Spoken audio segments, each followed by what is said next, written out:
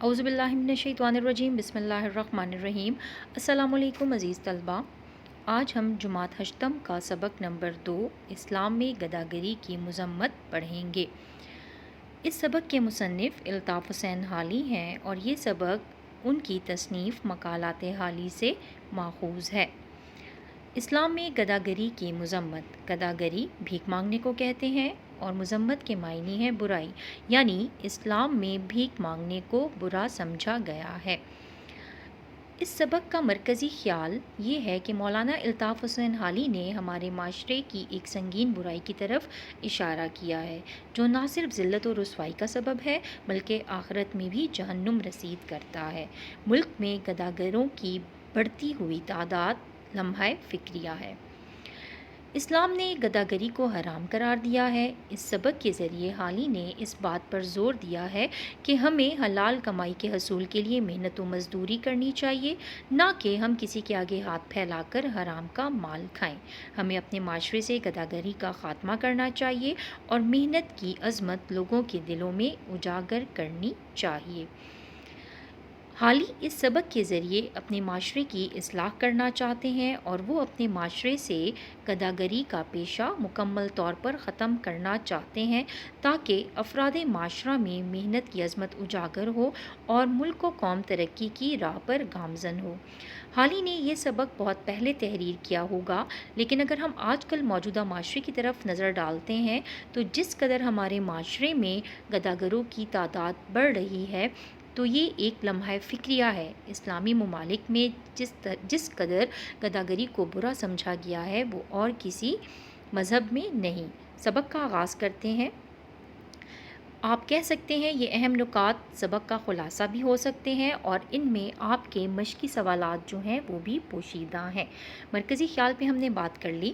ہم اس سبق میں اب بات کریں گے کہ الطاف حسین حالی نے اسلام کے نظریے کے مطابق اور حضرت محمد صلی اللہ علیہ وآلہ وسلم کی روایات کو مد نظر رکھتے ہوئے معاشرے سے اس برائی کے خاتمے کی کوشش کی ہے۔ اس سبق کے ذریعے وہ لوگوں کو آگاہ کرنا چاہتے ہیں کہ کسی کو بھیک دینا انتہائی برا فعل ہے، یعنی اس کے ساتھ ساتھ وہ ثواب کا موجب نہیں بن رہا ان کے لیے بلکہ وہ گنہگار ہو رہے ہیں۔ سبق کے اہم نکات کی طرف چلتے ہیں۔ بھیک مانگنے کی مذمت جس قدر مذہب اسلام میں کی گئی ہے شاید کسی اور مذہب میں اس کی برائی نہیں کی گئی ہوگی۔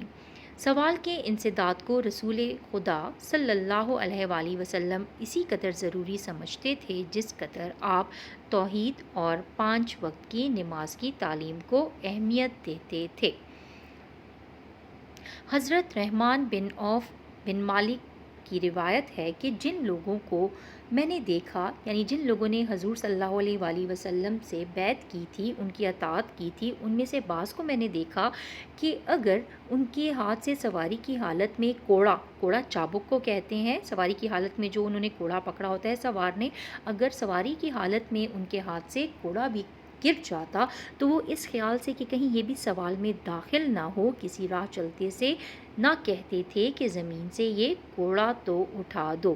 یعنی حضور صلی اللہ علیہ وآلہ وسلم نے سوال کو اس قدر برا سمجھا کہ جو لوگ ایمان لے آئے تھے آپ صلی اللہ علیہ وآلہ وسلم پر، وہ اپنی کسی چیز کے گر جانے پہ بھی کسی دوسرے کو اٹھانے کے لیے نہیں کہتے تھے۔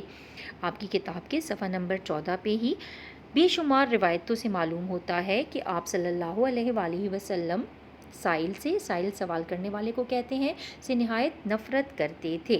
آپ صلی اللہ علیہ وآلہ وسلم نے فرمایا کہ جو شخص ایک وقت کی خوراک موجود ہونے پر بھی سوال کرے اس کے بارے میں آپ نے فرمایا کہ وہ کثرت سے اپنے لیے آتش دوزخ یعنی دوزخ کی آگ طلب کرتا ہے۔ اسی طریقے سے آپ صلی اللہ علیہ وآلہ وسلم نے محنت کی عظمت کو اجاگر کرتے ہوئے کہا کہ تم میں سے بہتر شخص وہ ہے کہ جو پہاڑ پر جائے اور وہاں سے لکڑیوں کا گٹھا باندھ کر اپنی پشت پر لائے اور اس کو فروخت کرے تاکہ اللہ تعالیٰ اس کی ضرورت دور کر دے۔ یہ اس کے حق میں بہتر ہے بنسبت اس کے کہ وہ لوگوں سے بھیک مانگے پھر وہ اس کو کچھ دیں یا دھتکاریں۔ اسی طریقے سے عائد بن عمرو سے روایت ہے کہ آپ صلی اللہ علیہ وآلہ وسلم نے فرمایا کہ اگر تم لوگ جانو کہ سوال کرنے کے کیا نتائج ہیں تو کوئی شخص سوال کرنے کے لیے دوسرے شخص کی طرف رخ نہ کرے، یعنی دوسرے کی طرف وہ ہاتھ نہیں پھیلائے گا۔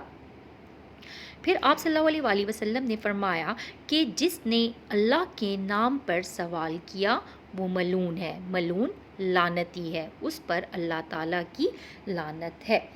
اسی طریقے سے آپ صلی اللہ علیہ وآلہ وسلم کی اور روایات ہیں، جس میں ابو سعید سے روایت ہے کہ آپ صلی اللہ علیہ وآلہ وسلم نے فرمایا، قسم ہے خدا کی کہ جو غیر مستحق سائل میرے پاس سے اپنا مطلب حاصل کر کے لے جاتا ہے وہ مطلب نہیں ہے اس کے حق میں مگر ایک آگ۔ یہ سن کر حضرت عمر نے عرض کیا، یا رسول اللہ صلی اللہ علیہ وآلہ وسلم، آپ کیوں اس کا مطلب پورا کرتے ہیں؟ آپ نے فرمایا، کیا کیا جائے، لوگ تو مانتے نہیں اور خدا تعالیٰ رد سوال کو مجھ سے پسند نہیں کرتا۔ اسی طریقے سے آپ کی حدیث کی مشکات کتاب میں ہے کہ یہ حدیث کی مستند کتاب کا نام ہے، اس میں ہے کہ انصار میں سے ایک شخص آپ صلی اللہ علیہ وآلہ وسلم کی خدمت میں حاضر ہوا اور اس نے آپ سے کچھ مانگا۔ آپ صلی اللہ علیہ وآلہ وسلم نے پوچھا، کیا تیرے گھر میں کچھ نہیں؟ اس نے عرض کیا، کیوں نہیں، ایک موٹی سی کمبلی ہے، کمبلی یعنی کمبل، چھوٹا کمبل، اس میں مصغر ہے، اس کو کہتے ہیں یعنی چھوٹا کمبل ہے، اسے کچھ اوڑھتا ہوں، کچھ بچھاتا ہوں، ایک پیالہ ہے جس میں پانی پیتا ہوں۔ آپ صلی اللہ علیہ وآلہ وسلم نے فرمایا، جاؤ دونوں میرے پاس لے آؤ۔ وہ دونوں چیزیں لے کر حاضر ہوا۔ آپ نے ان کو ہاتھ میں لے کر لوگوں سے فرمایا، کوئی ان کو خریدتا ہے؟ ایک شخص نے کہا کہ میں 1 درہم دیتا ہوں۔ آپ نے پھر فرمایا، کوئی اس کو خریدتا ہے؟ ایک شخص نے کہا کہ میں 2 درہم دیتا ہوں۔ آپ نے کمبلی اور پیالہ اسے دے دیا اور انصار سے فرمایا کہ 1 درہم کا تو کھانا اپنے گھر لے جا اور دوسرے درہم کی کلہاڑی خرید کر میرے پاس لا۔ جب وہ کلہاڑی آپ صلی اللہ علیہ وآلہ وسلم کے پاس لایا تو آپ نے اس میں لکڑی کا دستہ ٹھونک دیا اور کہا، جا لکڑیاں کاٹ اور بیچ، اب میں تجھے 15 دن بعد دیکھوں۔ وہ شخص چلا گیا۔ جب وہ 15 دن بعد آیا تو اس کے پاس 10 درہم جمع ہو گئے تھے۔ یعنی اس سے ظاہر ہوتا ہے کہ آپ صلی اللہ علیہ وآلہ وسلم محنت کی عظمت پر زور دیتے تھے۔ سوال کرنا بات ہے کہ کس کو جائز ہے۔ آپ صلی اللہ علیہ وآلہ وسلم نے ساتھ ساتھ یہ بھی واضح کر دیا، یا ہم دیکھتے ہیں کہ اسلامی قوانین کے تحت سوال کرنا کس کو جائز ہے، کون سوال کر سکتا ہے؟ تو جو سخت قسم کا محتاج ہو، معذوری ہو اس کی، اور معذوری بھی اس قسم کی کہ وہ کوئی کام نہ کر سکتا ہو، ٹھیک ہے، تو اس کو سوال کرنا جائز ہے۔ جس کے ذمے بھاری تاوان ہو، یعنی اس کو کوئی بہت زیادہ نقصان ہو گیا ہے، اب اس کے کھانے کے لالے پڑ گئے ہیں، اس کے معاشی حالات درست نہیں ہیں، تو اس کو جائز ہے۔ اور جس کی گردن پر خون بہا ہو، خون بہا یعنی جس نے قتل کیا ہو اور اب جو ہے وہ اپنی جان چھڑانے کے لیے اس قتل کی قیمت ادا کرے، تو اس کو خون بہا کہتے ہیں۔ اگر ہم آج کل کے موجودہ حالات کا موازنہ کرتے ہیں کہ گداگری کی تعداد ہمارے ملک میں کس قسم کی ہے، تو اگر ہم اس سبق کے ذریعے الطاف حسین حالی کے دور کا مطالعہ کرتے ہیں تو یعنی اس وقت بھی جو تھی وہ گداگری کی تعداد زیادہ تھی، ٹھیک ہے۔ اور اگر آج ہم اپنے معاشرے کی طرف نظر ڈالتے ہیں تو آج کل بھی جو ہے وہ ہمیں ہر طرف بھیک مانگتے ہوئے لوگ نظر آتے ہیں، تو ہمیں چاہیے کہ ان کو کچھ دینے سے جو ہے ہم ان کی حوصلہ افزائی کرتے ہیں، ٹھیک ہے۔ اس لیے ہمیں ضروری ہے کہ ہم ان کو کچھ نہ دیں۔ جب ہم سارے لوگ ان لوگوں کو کچھ نہیں دیں گے تو یہ لوگ لازمی طور پر جو ہے محنت مزدوری کریں گے۔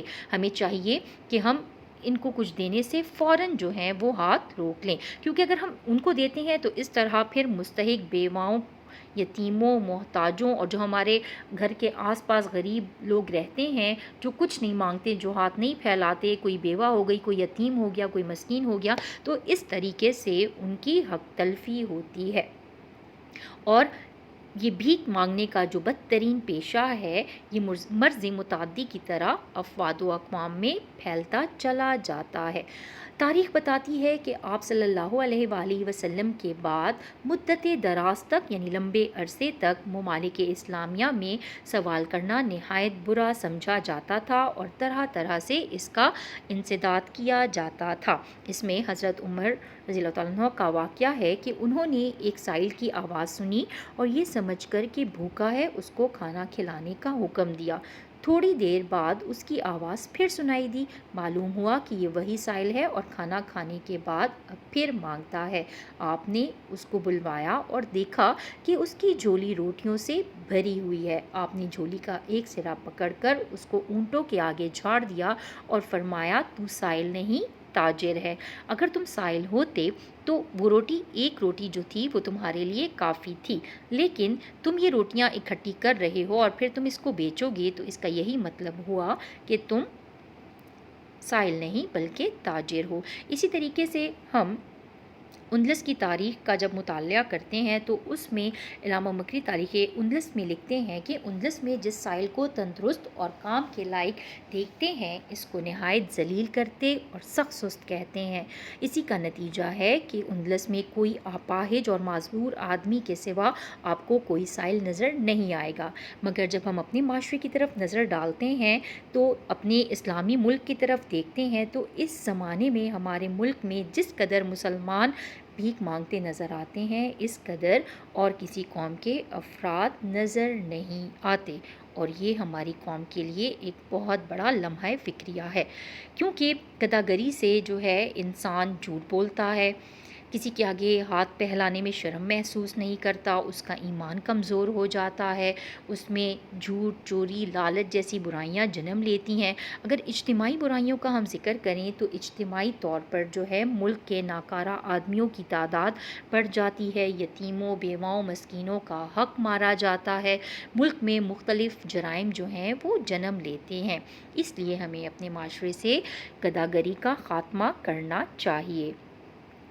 پھر ہمارے علماء، یہ علم لکھا ہوا ہے، علم غلط ہے، علماء اور واعظین کا فرض ہے کہ وہ اپنی وعظ کی مجلسوں میں یعنی جو نصیحت کرتے ہیں، جس طرح مسجد میں کوئی وہ تقریر کرتے ہیں یا انسان کو کوئی پیغام دیتے ہیں تو اس میں ان کو چاہیے کہ گداگری کے جو مضر اثرات ہیں اور سائلوں کی کثرت جو قوم میں ہو رہی ہے وہ لوگوں کے ذہن نشیں کرائیں کہ یہ غلط ہے، اس سے جو ہے ہمارا معاشرہ جو ہے وہ زوال کی طرف جا رہا ہے۔ وہ چاہتے تو نیکی کرنا ہے لیکن الٹا جو ہے وہ برائی کے مرتکب ہو جاتے ہیں، کیونکہ جس قدر ایسے لوگوں کو دیا جاتا ہے اسی قدر جو ہے مستحق بیواؤں، یتیموں اور ہمسایوں کی حق تلفی ہوتی ہے، اور اسی قدر بھیک مانگنے کا ناپسندیدہ طریقہ جو ہے وہ ہمارے معاشرے میں رواج پا رہا ہے۔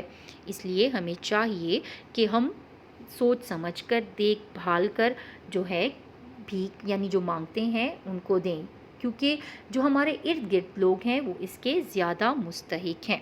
سبق ماخوذ تھا ان کی تصنیف مقالات حالی حصہ اول سے۔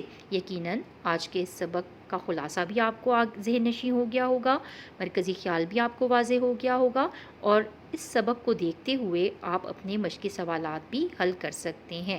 اپنی کتاب میں اس سبق کا مطالعہ کریں اور لغت میں مشکل الفاظ معنی دیکھ کر لکھیں۔ اپنا بہت خیال رکھیں۔ اللہ حافظ۔